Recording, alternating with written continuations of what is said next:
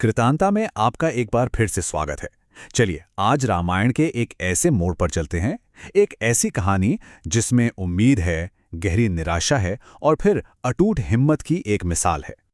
सोचिए, एक सोने का शहर, एक खोज जो लगभग नामुमकिन है और एक ऐसा हीरो जिसकी हिम्मत अब जवाब दे रही थी। हनुमान पहुंच तो गए थे लंका, राक्षसों के राजा रावण की उस सोने की नगरी में, पर इस सोने और धोखे के शहर में सीता मां को ढूंढना जानते हैं कैसा था? जैसे रात के अंधेरे आसमान में कोई खोया हुआ तारा ढूंढना। और हर एक पल जो बीत रहा था ना, वो उम्मीद की रोशनी को और भी धुंधला कर रहा था। तो जैसे ही हनुमान ने लंका में कदम रखा, पहली चीज जो उनके सामने आई वो कोई मामूली इमारत नहीं थी। वो थी एक ऐसी रचना जो इंसानी सोच से भी परे थी।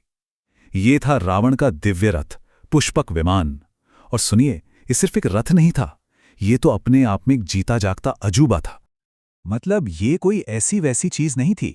इसे बनाया था खुद देवताओं के आर्किटेक्ट विश्वकर्मा ने। और किसके लिए? खुद सृष्टि के रचयिता ब्रह्मा जी के लिए। वहां से तपस्या करके इसे हासिल किया धन के देवता कुबेर ने। और फिर आया रावण, जिसने इसे बल से छीन लिया। पर इसकी सबसे खास बात जानते हैं क्या थी? ये अपने मालिक के मन की रफ्तार से चलता था। बस सोचा और विमान हाजिर। अच्छा, तो पुष्पक विमान की वो शान और शौकत देखकर हनुमान एक पल को रुके जरूर, पर उन्हें अपना लक्ष्य याद था। वो आगे बढ़े और सीधे पहुंचे रावण के उस आलीशान महल के बीचों बीच। दिल में एक ही उम्मीद थी कि शायद मां सीता यहीं मिल जाएंगी। लेकिन वहां उन्होंने जो देखा वो उनकी सोच से कहीं ज्यादा हैरान करने वाला था। जरा सोचकर देखिए वो मंजर, आधी रात का गहरा सन्नाटा, और हनुमान रावण के हरम में है। यहां हजारों, जी हां, हजारों खूबसूरत रानियां और दासियां गहरी नींद में सो रही हैं। हवा में शराब की तेज महक और महंगे इत्र की खुशबू घुली हुई थी। देखिए, ये एक ऐसा नजारा था ना जो किसी भी इंसान का मन मोह ले। पर हनुमान का ध्यान तो सिर्फ और सिर्फ अपनी खोज पर था। चारों तरफ दावत का सामान बिखरा पड़ा था। मोर और हिरण जैसे जानवरों का मांस, तरह तरह की चटनियां, खुशबूदार शराब के घड़े आधे खाली पड़े थे। साफ लग रहा था कि यहां कोई बहुत बड़ा जश्न मनाया गया है। ये पूरी तरह से ऐशो आराम और भोग का माहौल था। पर हनुमान के लिए यह सब क्या था? सिर्फ एक रुकावट, एक ऐसा धोखा जो उन्हें मां सीता की गैर मौजूदगी का और भी ज्यादा एहसास दिला रहा था। और तभी उस ऐशो आराम और नींद में डूबे हुए समंदर के बीच उनकी नजरें एक चेहरे पर जाकर टिक गईं। एक खास बिस्तर पर एक स्त्री सो रही थी, जिसकी खूबसूरती और जिसका तेज बाकी सबसे बिल्कुल अलग था। एक पल के लिए तो हनुमान की सांसें थम गई और फिर उनका दिल खुशी से उछल पड़ा।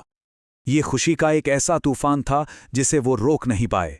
बस ये सोचकर कि आखिरकार उन्हें मां सीता मिल गईं, हनुमान खुशी से झूम उठे। उन्होंने अपने वानर स्वभाव को जाहिर किया, खंभों पर चढ़ने लगे, गाने लगे, जश्न मनाने लगे। ऐसा लगा जैसे महीनों का दर्द, अनिश्चितता और ये मुश्किल खोज आखिरकार खत्म हो गई। लेकिन ये खुशी सिर्फ कुछ पलों की थी। जैसे ही खुशी की वो लहर थोड़ी शांत हुई, उनकी तेज बुद्धि ने काम करना शुरू कर दिया। उन्होंने उस सोती हुई रानी को फिर से देखा, जो असल में रावण की पटरानी मंदोदरी थी। और तभी एक ठंडी सी सच्चाई ने उन्हें जकड़ लिया। उन्होंने सोचा, नहीं, ये सीता नहीं हो सकती। राम से बिछड़कर सीता मां कभी भी इस तरह चैन की नींद नहीं सो सकती। उनका दुख तो उन्हें एक पल भी आराम नहीं करने देगा। और यह एहसास किसी चट्टान की तरह उनके ऊपर आ गिरा। उन्होंने पूरा महल छान मारा था, हर एक कोना, हर एक कमरा, लेकिन सीता मां कहीं नहीं थी। उम्मीद की जो आखिरी किरण थी वो भी अब बुझ चुकी थी। और अब नाकामी का एक ऐसा बोझ उनके ऊपर आ गया था जो उन्हें कुचल रहा था। इस वक्त हनुमान का मन जानते हैं कैसा हो गया था? एक अंधेरा तूफानी समंदर जिसमें सबसे बुरे ख्याल उठ रहे थे। हर एक ख्याल पिछले वाले से ज्यादा डरावना था। क्या क्रूर राक्षसियों ने उन्हें मार दिया? या इससे भी बुरा, क्या उन्होंने राम से बिछड़ने का ये दुख सहन ना पाने की वजह से खुद अपनी जान दे दी? ये सारे सवाल उनके दिल में किसी खंजर की तरह चुभ रहे थे।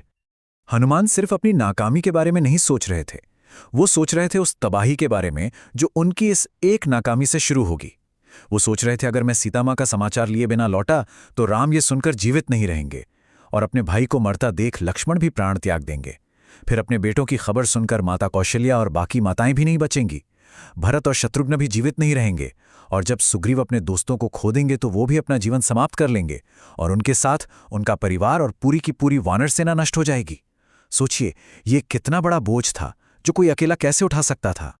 तो निराशा की इस गहरी खाई में हनुमान ने सब कुछ खत्म कर देने का मन बना लिया। एक नाकामयाब सेवक बनकर वापस जाने और अपने प्रभु की आंखों में निराशा देखने का ख्याल इतना दर्दनाक था कि उन्होंने सोचा कि वो अपनी ही जान ले लें। वो उस तबाही का सामना नहीं कर सकते थे जो उनके खाली हाथ लौटने से होती।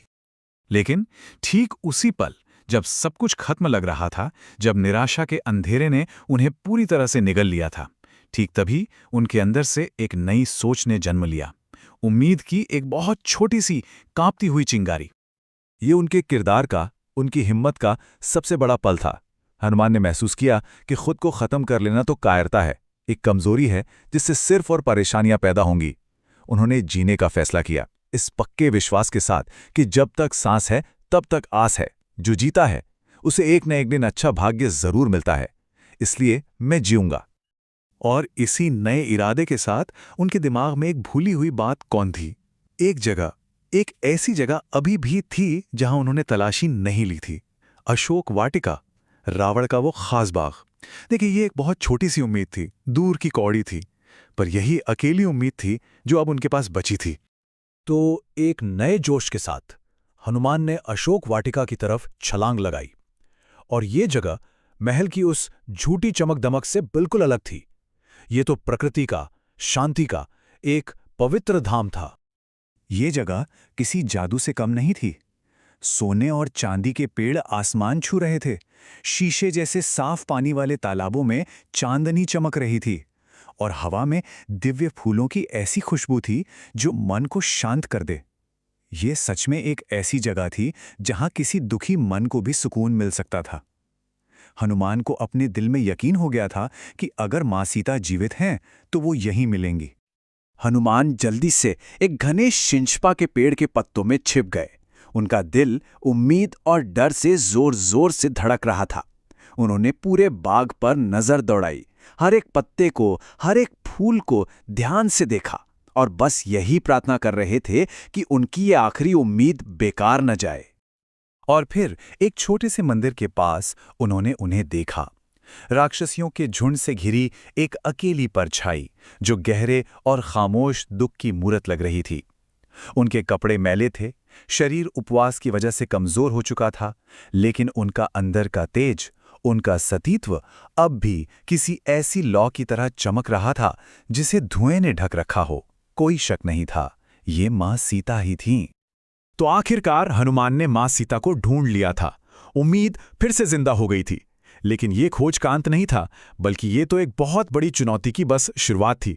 अब असली सवाल ये था कि वो उन्हें राक्षसों के इस टापू से वापस घर कैसे ले जाएंगे। तो इस महागाथा में आगे क्या हुआ, ये जानने के लिए हमारे साथ जुड़े रहिएगा। अगर आपको ये प्रस्तुति पसंद आई तो इसे लाइक और शेयर जरूर करें। हमें कमेंट्स में बताइए कि आप आगे और क्या देखना चाहेंगे। और हाँ, हमारे चैनल को सब्सक्राइब करना बिल्कुल मत भूलिएगा। धन्यवाद।